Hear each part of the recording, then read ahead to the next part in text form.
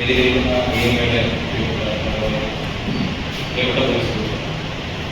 നമ്മുടെ basic life സപ്പോർട്ടുമായി ബന്ധപ്പെടുത്തി അദ്ദേഹത്തിലൊരു session നമ്മുടെ ജില്ലയിൽ നടത്താൻ തീരുമാനിക്കാനുണ്ടായിരുന്ന പ്രധാനപ്പെട്ട കാരണം ഈ അടുത്ത ഹൃദയപൂർവ്വ പരിപാടിയുമായി ബന്ധപ്പെട്ട് സംസ്ഥാനത്തുടനീളം ബേസിക് ലൈഫ് സപ്പോർട്ടുമായി ബന്ധപ്പെട്ട് ഒക്കെ സംസ്ഥാന ഗവൺമെന്റ് ഒരു പുതിയ പദ്ധതി ആരോഗ്യ വകുപ്പിന്റെ നേതൃത്വത്തിൽ തുടങ്ങുകയാണ്. ഈ കൈ ലോക്കായിട്ട് പിടിക്കുക, സാറിന്റെ കൈ കൊടുത്തതില്ല, ഇതിങ്ങനെ ലോക്കായിട്ട് പിടിക്കുക, കറക്റ്റായിട്ട് ഇവിടെ വളയാൻ പാടില്ല, നമ്മുടെ ഈ എൽബോ വളയാൻ പാടില്ല, ഇത് മാത്രം ശ്രദ്ധിക്കട്ടെ. എന്നിട്ട് നേരെ നമ്മൾ നെല്ലിന്റെ സെന്ററിൽ വെക്കുക, നടുക്ക് വെക്കുക. എന്നിട്ട് 1 2 3 4 5 6 7 8 9 10 11 12 13 14 15 16 17 18 19 20 21 22 23 24 25 26 27 28 29 30 30 വരെ എത്തുന്ന സമയത്ത് നമ്മൾ കൂടിയാണ് എണ്ണിട്ട് ഇത് സ്പീഡിൽ ചെയ്ത് കഴിഞ്ഞാൽ നമുക്ക് അപ്പോഴേക്ക് അടുത്ത സ്റ്റെപ്പുകൾ നമ്മൾ പഠിപ്പിക്കും. അതുവഴി നമുക്ക് മുന്നോട്ട് പോകാം. എന്തായാലും ഈ പരിപാടി അറേഞ്ച് ചെയ്ത പോലീസ് ഡിപ്പാർട്ട്മെന്റിന്, ഇന്ത്യൻ മെഡിക്കൽ അസോസിയേഷൻ സംസ്ഥാന കമ്മിറ്റിക്ക് വേണ്ടിയിട്ടുള്ള കൃതജ്ഞത കൂടി രേഖപ്പെടുത്തുന്നു. നിങ്ങൾക്ക് നന്ദി, നമസ്കാരം.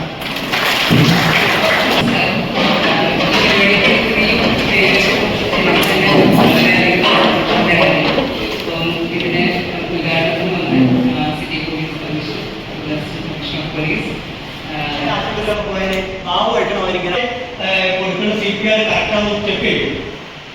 വെച്ചാൽ തരാറാണ്. അപ്പൊ ഒരു വരെ അറിയാം, നിങ്ങൾക്ക് മാത്രമേ അറിയുള്ളൂ. കൈ എന്ത് ചെയ്യാൻ പാടില്ല, മുട്ട് വളയാൻ പാടില്ല. അത് ഇങ്ങനെ മറ്റേ കൈയിലാണെങ്കിൽ ഇങ്ങനെ വെക്കുക, ഇടത്ത കൈയിലാണെങ്കിൽ ഇങ്ങനെ വെക്കുക.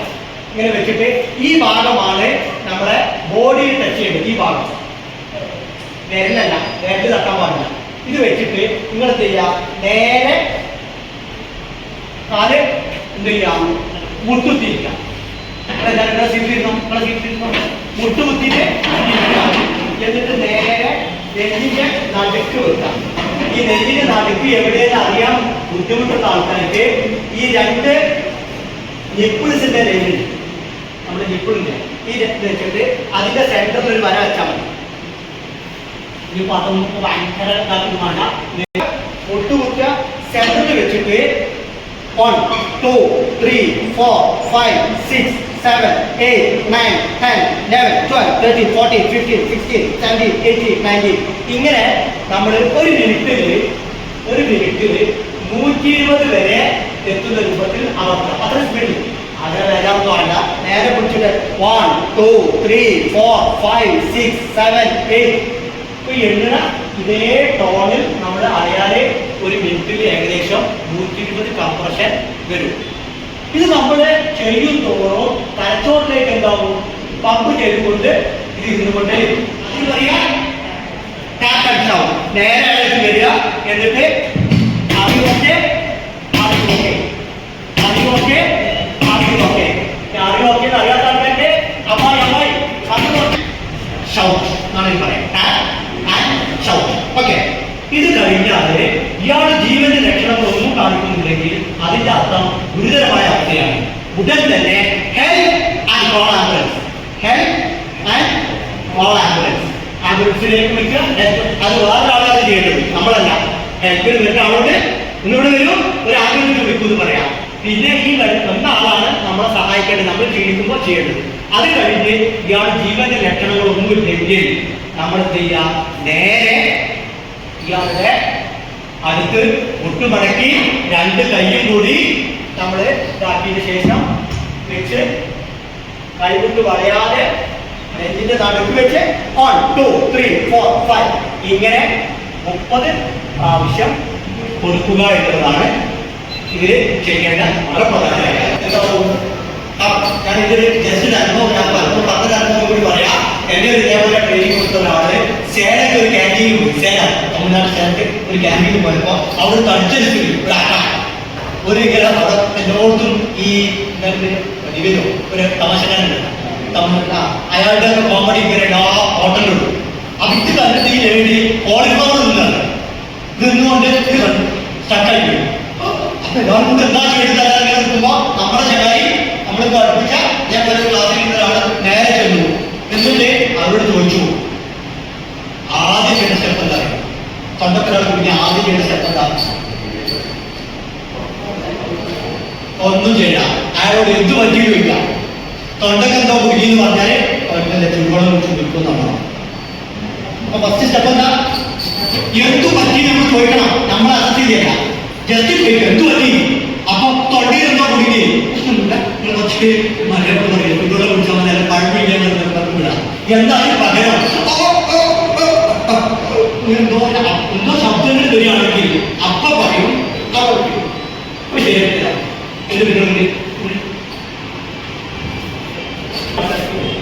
തൊണ്ടയ്ക്ക് ഭക്ഷണ സാധനങ്ങൾ കൂടിയ ആൾക്കാര് എന്ത് ചെയ്യും? ഇവിടെ ഓക്കെ ഇങ്ങനെ പിടിക്കും. അപ്പൊ അതിന് ഇങ്ങനെ നിൽക്കുന്ന ഒരാളോട് ചോദിക്കാം എന്തു പറ്റി. അപ്പൊ ഇങ്ങനെ ഒന്നും പറയാൻ പറ്റാത്ത രൂപത്തിൽ നിൽക്കുകയാണെങ്കിൽ നമ്മൾ ഒരു പ്രശ്നമാക്കണ്ട, ഇപ്പൊ ശരിയാക്കി തരാൻ പറഞ്ഞിട്ട് നമ്മൾ ഇയാളുടെ ബാക്കിൽ നിൽക്കുക. ഈ സ്റ്റെപ്പാണ് ഏറ്റവും പ്രധാനപ്പെട്ട സ്റ്റെപ്പ്. ബാക്കിൽ നിൽക്കുക, എന്നിട്ട് ഈ കാര്യം ഇങ്ങനെ വെക്കുക. ഇയാളുടെ കാലിനേക്കാൾ കുറച്ച് മേലെ നമ്മളിങ്ങനെ വെക്കുക. എന്താണെന്ന് വെച്ചാൽ നമ്മളും ഇയാളും കൂടിയും ബാക്കിലേക്ക് മറിഞ്ഞു വിടാം. ഇപ്പൊ ഞാൻ പറഞ്ഞു ചെയ്താൽ ഇയാൾ പറയുമ്പോൾ ചിലപ്പോൾ ഞാൻ പിടിക്കുന്നു, ഇതിന്റെ മറുപടി ഡാമേജ് ആവും. അപ്പൊ അതിന് പകരം എന്ത് ചെയ്യാം? ഇതല്ലോ ഇതിനാണ് ട്രെയിനിങ് വരാം. ക്ലാസ്സിൽ കൊണ്ടുപോകാൻ അറിയാം. ക്ലാസ്സിൽ ഇങ്ങനെ കുത്തുക എന്ന് പറഞ്ഞ കഴിഞ്ഞിട്ട് മുദ്രാവാക്യം വിളിക്കുന്നത് പോലെ ഇങ്ങനെ വിളിക്കാം. ഒരു പോലീസ് അസോസിയേഷൻ ഒക്കെ ഇങ്ങനെ വിളിക്കുക. എന്നിട്ട് എന്ത് ചെയ്യാം? ഇയാളുടെ പൊക്കിളുടെ ഭാഗത്ത് ഓക്കെ. എന്നിട്ട് നേരെ പിടിച്ചിട്ട് ഇയാളെ കുറച്ച് ഫ്രണ്ട് കാണാം.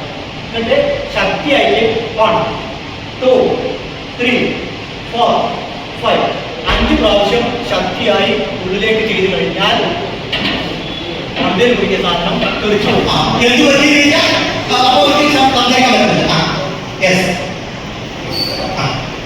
അപ്പൊ ശരിയാക്കി പറഞ്ഞിട്ട് മുദ്രാവാക്യം വിളിക്കുന്നത് പോലെ പിടിക്കുക. എന്നിട്ട് കുറച്ച് ഫ്രണ്ടില് 2 3 4 പൊക്കിളിന്റെ ഭാഗത്ത് വെച്ചാൽ 5 വട്ടം ചെയ്യുമ്പോൾ അത് വെച്ചു. ഇത് ജസ്റ്റ് എന്തിനാന്ന് വെച്ചാല് ഇത് അടച്ചു വെച്ചിട്ട് കാര്യമായിട്ട് ഒരുപാട് നമ്മൾ പറഞ്ഞിട്ട് ഈ കോർക്ക് തെറിച്ചുകൊണ്ട് ഇതേപോലെ നമ്മളെ തൊണ്ടക്ക് ഭക്ഷണ സാധനം കൊടുക്കുമ്പോ എന്തുണ്ടാവും? ഇവിടെ അണിഞ്ഞെടുക്കണം. ഈ കോർക്ക് ആയതുപോലെ അണിഞ്ഞെടുക്കണം. നമ്മുടെ ലങ്സിൽ നിറച്ചെന്തുണ്ട്? എയറുണ്ട്. അപ്പൊ നമ്മൾ വയറിന്റെ ഭാഗത്ത് നിൽക്കുമ്പോ ഇവിടെ ഡയഫ്രം നടത്തൊരു മസിലുണ്ട്. ഈ മസിൽ എന്താവും? കംപ്രഷനാവും. അപ്പൊ നമുക്ക് ഈ സാധനം തീർച്ചയായിട്ടും. അപ്പോ നമ്മൾ വീട്ടിലേക്ക് വെയിറ്റ് നമ്മൾ എന്തെങ്കിലും ഭക്ഷണ സാധനം കിട്ടും. അത് ഏറ്റവും മുഖ്യത്തെ സാധനമാണ് എന്ത്? മിക്സ്ചർ നടത്തുന്ന സാധനം. ഈ ബേക്കറിയിൽ കിട്ടുന്ന ഒരു ദൂരത്തെ സാധനം ഉണ്ട്. അതിൽ കുറച്ച് കളറുണ്ടാവും, നാരങ്ങ ഉണ്ടാവും. ഈ കുട്ടികൾ എന്ത് ചെയ്യും? 8 മാസമുള്ള കുട്ടികൾ മിക്സ്ചർ എടുത്തുകൊണ്ട് വായിക്കും. ഇട്ട ഉടനെ കുട്ടികൾക്ക് ഈ നമ്മൾ കളികന്മാരോട് പറഞ്ഞ പോലെ ചില റിഫ്ലക്സുകൾ കുറവാണ്. ഇത് അടിയും സാധനം അടിയും. അത് നേരെ സ്വാഗതം. അപ്പൊ എങ്ങനെയാണ് കുട്ടിയുടെ തൊണ്ടൽ കുട്ടികളിൽ എങ്ങനെയാണ് മനസ്സിലാക്കുക? കുട്ടി പടക്കും, പക്ഷെ വച്ചില്ല. കുട്ടി ഇതാവുമ്പോ ചെയ്യേണ്ട കാര്യം വളരെ സിമ്പിളായ കാര്യമാണ്. എല്ലാ അമ്മമാർക്കും പഠിപ്പിച്ചു കൊടുക്കട്ടെ. ഈ കുട്ടിയെ എടുക്കാം. നമ്മുടെ വലത് കയ്യിൽ കുട്ടിയുടെ വേട്ടാക്കാം. ജീവനുള്ള കുട്ടിയായതുകൊണ്ട് നമ്മൾ തെരഞ്ഞ് ഇങ്ങനെ പിടിക്കണം. എന്താ കുട്ടി വന്നിട്ട് നിലത്ത് വീണിട്ട് തലച്ചോറ് പിടിക്കുക, വലത് കൈ പിടിക്കുക, ഇത് പിടിക്കുക. എന്നിട്ട് നമ്മൾ അവിടെ ഇരിക്കുക, ഒരു കസാരയിൽ ഇരിക്കുക. എന്നിട്ട് നമ്മുടെ കാലില് ഈ കുട്ടിനെ കമഴ്ത്തി പിടിക്കുക, നമ്മുടെ കാലിൽ. ഓക്കെ. എന്നിട്ട് കൈയിന്റെ നാട്ട് നമ്മൾ CPR ചെയ്ത സ്ഥലമല്ല, ആ സ്ഥലം കൊണ്ട് 1 2 3 4 5 എന്ന് പറഞ്ഞുകൊണ്ട് ബാക്ക് സ്ലാപ്പ് എന്ന് പറയാം. ബാക്ക് സ്ലാപ്പ് 1 2 3 4 5 5 വട്ടം ചെയ്യാം. നേരെ പിടിക്കുക. നെഞ്ചിന്റെ സെന്ററിൽ 2 പേരുകൊണ്ട് 1 2 3 4 5 5 വട്ടം ചെയ്യാം. കുട്ടി കരയാൻ തുടങ്ങിയാൽ നിർത്താം. കരയുന്നില്ലെങ്കിൽ വീണ്ടും 1 2 3 4 5 ശരിക്കും ഇങ്ങനെ പിടിച്ച് നേരെ പിടിച്ച് മൂന്നാമത്തെ വീട്ടിലെ കള്ളവഴി പുറത്തു. വളരെ ഈസിയാണ് ഇത്. നമ്മൾ ഇന്ന് തന്നെ പോയിട്ട് നമ്മുടെ ഭാര്യയും വീട്ടിലുള്ള അമ്മ മറ്റും പഠിപ്പിച്ചു കൊടുക്കണം. അതോപോലെ തന്നെ നമ്മളെ ഈ ബേബി കെയർ അവിടെ ഉള്ള ടെക്നീഷ്യൻസ് കൊടുക്കണം. പേര് പറഞ്ഞു. പേര് പറഞ്ഞ കാര്യങ്ങൾ ഒരു മെയിൻ പോയിന്റ് പറഞ്ഞു. എന്നിട്ട് തിരിച്ചു വരും. എന്നിട്ട് നിങ്ങൾ രണ്ടുപേരും ചേർത്തിട്ട് CPR. അത് നമുക്ക് ഇത് രണ്ട് പേര് വേണം. എനിക്ക് ഒരാൾ മാത്രം അല്ല, നിങ്ങൾ വിളിക്കുമ്പോൾ ഓക്കെ. ആന്റിബയോട്ടിക്കുകളുടെ ഉപയോഗത്തിൽ കൃത്യത പാലിച്ചില്ലെങ്കിൽ രോഗാണുക്കൾ മരുന്നുകൾക്കെതിരെ ശക്തി പ്രാപിക്കുമെന്ന് ഞാൻ മനസ്സിലാക്കുന്നു. ഇത് ആന്റിമൈക്രോബിയൽ റെസിസ്റ്റൻസ്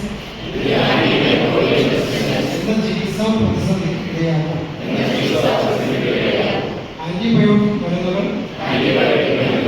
ഡോക്ടറുടെ നിർദ്ദേശപ്രകാരം മാത്രമേ ഞാൻ കഴിക്കൂ. ഡോക്ടർ നിർദ്ദേശിച്ച ആന്റിബയോട്ടിക്കുകൾ കുടുംബാംഗങ്ങൾക്കും സുഹൃത്തുക്കൾക്കും നിർദ്ദേശിക്കുകയോ അവരുമായി പങ്കുവയ്ക്കുകയോ ചെയ്യില്ല. ഡോക്ടർ നിർദ്ദേശിച്ച ആന്റിബയോട്ടിക്കുകൾ നിർദ്ദേശിച്ച അളവിലും സമയക്രമത്തിലും കഴിക്കുക എന്നത് എന്റെ ഉത്തരവാദിത്തമാണ്. ആന്റിമൈക്രോബിയൽ റെസിസ്റ്റൻസിനെ കുറിച്ച് ഞാൻ മനസ്സിലാക്കുന്ന അറിവുകൾ എന്റെ ജീവിതത്തിൽ ഉപയോഗപ്പെടുത്തുമെന്നും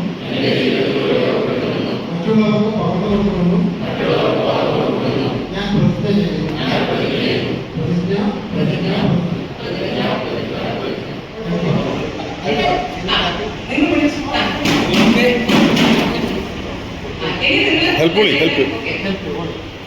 Help. Help.